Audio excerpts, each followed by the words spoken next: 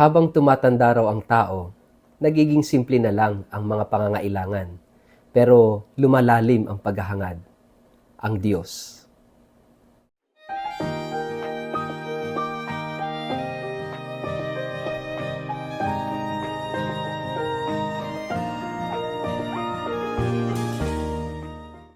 Ang mabuting balita ng Panginoon ayon kay San Juan.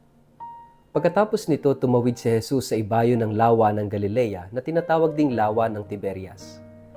Sinundan siya ng napakaraming tao sapagkat nakita nila ang mga himalang ginawa niya sa pagpapagaling sa mga may sakit. Umakyat si Jesus sa bundok kasama ang kanyang mga alagad at naupo roon. Noon ay malapit na ang Paskwa ng mga Hudyo. Tumanaw si Jesus at nang makita niyang dumarating ang napakaraming tao, tinanong niya si Felipe, "Saan kaya tayo makakabili ng tinapay upang makakain ang mga taong ito?" Sinabi niya iyon upang subukin si Felipe, sapagkat alam na niya ang kanyang gagawin. Sumagot naman si Felipe, kahit na po halagang 200 salaping pilak ng tinapay ay hindi sasapat para makakain sila ng tigkakaunti. Sinabi ni Andres, na isa sa kanyang mga alagad at kapatid ni Simon Pedro, "Meron po ritong isang batang lalaki na may dalang 5 tinapay na sibada at 2 isda. Subalit, sasapat kaya ang mga ito?" "Paupuin ninyo ang mga tao," sabi ni Jesus. Madamo sa lugar na iyon. Umupo nga ang mga tao, sa kanila'y may humigit kumulang sa 5,000 ang mga lalaki. Kinuha ni Jesus ang tinapay at matapos magpasalamat sa Diyos, ay ipinamahagi iyon sa mga taong nakaupo. Gayon din ang ginawa niya sa mga isda. Nakakain ang lahat at nabusog. Nang makakain na ang mga tao, sinabi ni Jesus sa mga alagad, "Ipunin ninyo ang lumabis ng hindi masayang." Ganoon nga ang ginawa nila at nakapuno sila ng 12 kaing mula sa 5 tinapay na sibada. Nang makita ng mga tao ang himalang ginawa ni Jesus, sinabi nila, tunay na ito ang propetang darating sa sanlibutan. Napansin ni Jesus na lalapitan siya ng mga tao at pipilitin siyang gawing hari, kaya't umalis siyang muli at mag-isang umakyat sa bundok. Ang mabuting balita ng Panginoon.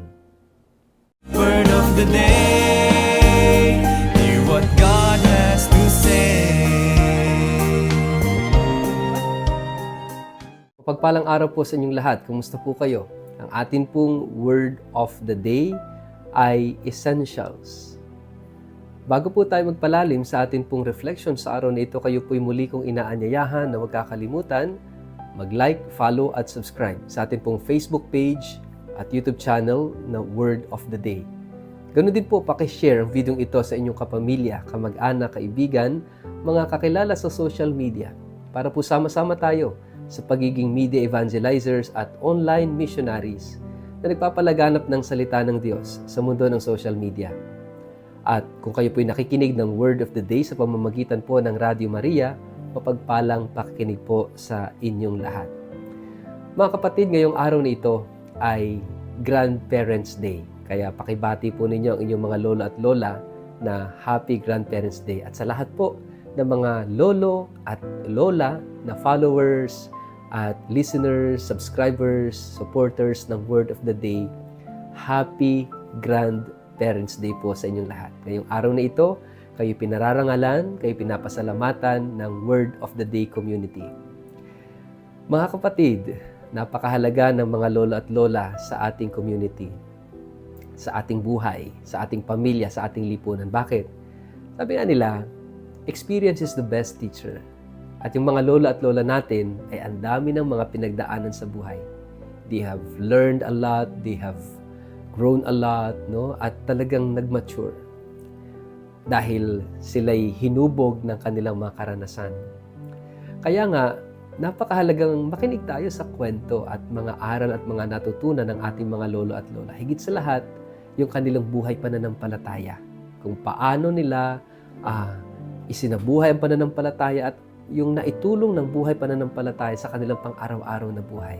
Kaya mga lola at lola, you have something to share sa ating bagong henerasyon. Lalo na sa mga kabataan ngayon na para bang naliligaw o nalalayo na sa Diyos. No? You have a very important contribution sa buhay ng mga kabataan ngayon. Ituro ninyo kung ano yung essentials. Dahil sabi nga, di ba, habang tumatanda, sumisimple at umuunti na lang yung mga pangangailangan. At sumisimple yung pangangailangan pero lumalalim yung paghahangad. Bakit? Kasi ang hinahangad na ay ang Diyos. Dahil natutunan, alam natin na lahat ay hahantong sa Diyos. Lahat tayo ay mamamatay at lahat tayo uuwi sa Diyos. Kaya nga napakahalaga na ituro ninyo kung ano yung essentials at sana matutunan ito ng younger generation na hindi na nila kinakailangang tumanda pa para ma-realize lang ito. Pero sa pamamagitan ng inyong pangaral, pagpapaalala sa mga kabataan ngayon, sana'y maunawaan nila yung kahalagahan ng Diyos sa buhay natin. At ito naman yung itinuturo sa ating gospel ngayong araw na ito. Siguro familiar sa inyo itong pagpapakain ni Jesus ng 5,000. Kalalakihan pa lang yun. At dito sa kwentong ito, well, iba-ibang mga interpretations. But of course, kaya naman ni Jesus na talagang miraculously magpakain ng maraming tao from 5 loaves of bread and 2 fish. Kaya niyang paramihan because He is God. No? Walang imposible sa Kanya. Pero pwede nating tingnan ito sa isa pang interpretasyon. Lagi nating tatandaan that all the miracles of Jesus are being done as part of His teaching ministry upang magkaroon ng authority yung Kanyang turo, yung Kanyang pangaral sa buhay ng mga tao na malaking impact. Kaya nga, itinuturo sa atin ng gospel na ito from another perspective na kapag maraming gutom, maraming pangangailangan, ang tendency natin is survival muna ng sarili. Uunahin muna yung sarili bago ang kapwa. Kaya nga kapag, imagine, 5,000 men at hindi pa kasama yung kabataan at mga kababaihan, lahat gutom, ang tendency natin kapag in time of crisis, difficulties, of poverty, minsan ang tendency natin, para bang animal instinct na isipin muna yung sarili, survival muna ng sarili bago yung iba. No? Kaya nga, para bang ang tendency natin maging madamot. Kaya nga ang tanong ni Jesus, paano pa kakainin itong mga to? Sabi nung isang alaga niya, kahit 1 taong sweldo, siguro natin hindi kayang pakainin lahat ng ito. Ibig sabihin, mahirap yung kalagayan. Pero gustong i-test ni Jesus yung kanyang mga alagad. Alam na ni Jesus kung anong gagawin niya. At yung isang alagad, ay may tinurong isang bata na may dalang 5 tinapay at 2 isda. Ginamit ni Jesus itong pagkakataong ito para turuan ang mga tao ng isang bagay. Ano yon? The culture of generosity o yung culture of giving. Kaya kinuha niya yung tinapay at 2 isda. Pinagpasalamat sa Diyos. Pinaghati-hati yon at ibinahagi.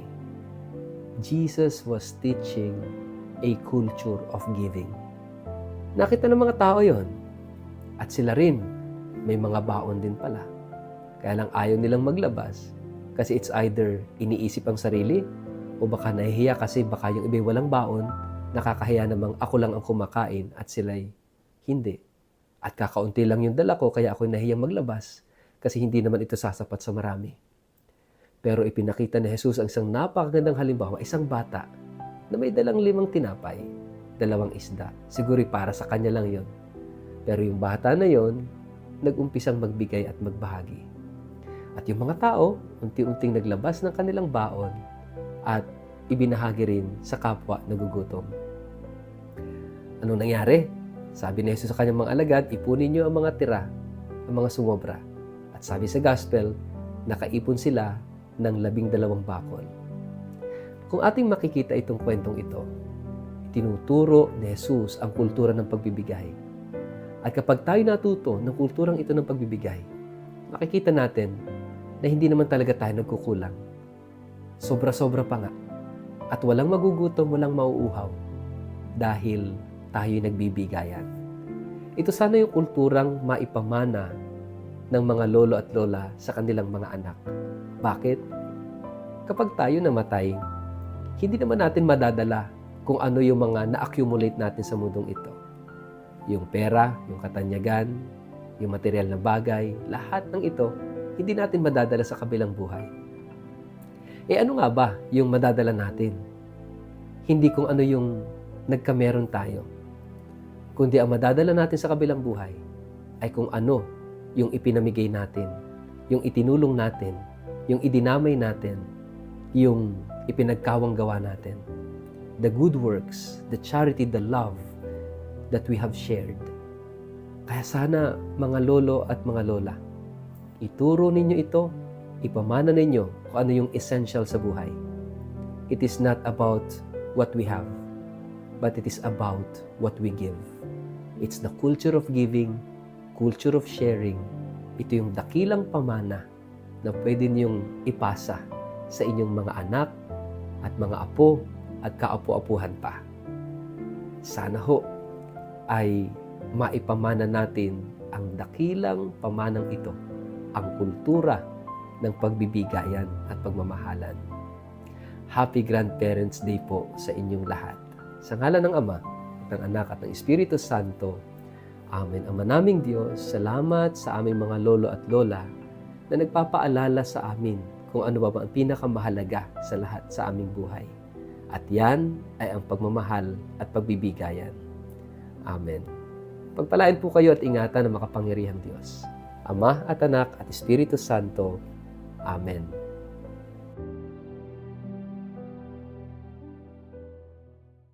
Sa lahat po ng aking mga followers sa Word of the Day, ang atin pong simbahan ay magdiriwang ng taon ng Hubileo sa susunod na taon, 2025, na tatawaging Jubilee of Hope. At bilang paghahanda po dito, ako po ay nagtakda ng isang espesyal na pilgrimage sa taong ito. Maliban sa pagbisita sa mga kilalang syudad sa Europa tulad ng Paris at Lyon sa bansang France, sa Rome, Milan, sa Venice, sa Florence, Pisa at Assisi sa bansang Italia, ang pilgrimage na ito ay may natatanging katangian. Bibisitahin po natin ang ilang mga Marian shrines tulad ng Our Lady of Miraculous Medal at ang Our Lady of La Salette sa France. Gayon din, ang Holy Face of Jesus of Manopello at ang Eucharistic Miracle sa Lanciano, Italy ay atin ring mabibisita.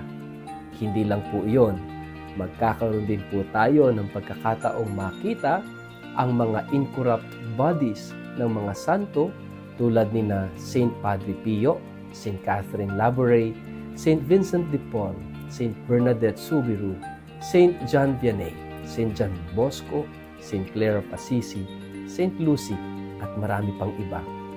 Magkakaroon din tayo ng pagkakataong mabisita ang 4 na basilika sa Roma at ang ilang mga historical at itinuturing na wonders of the world tulad ng Eiffel Tower, Leaning Tower of Pisa, ang Colosseum at marami pang iba. Kung kayo po ay interesadong makasama ako sa espesyal na pilgrimage na ito, maaari po kayong tumawag o mag-text o mag-email sa mga sumusunod na contact details na nakikita nyo sa screen. First come, first serve basis lamang po ito. Kaya kung kayo interesado, huwag kayong mag-atubiling mag-contact sa amin. Maraming salamat po.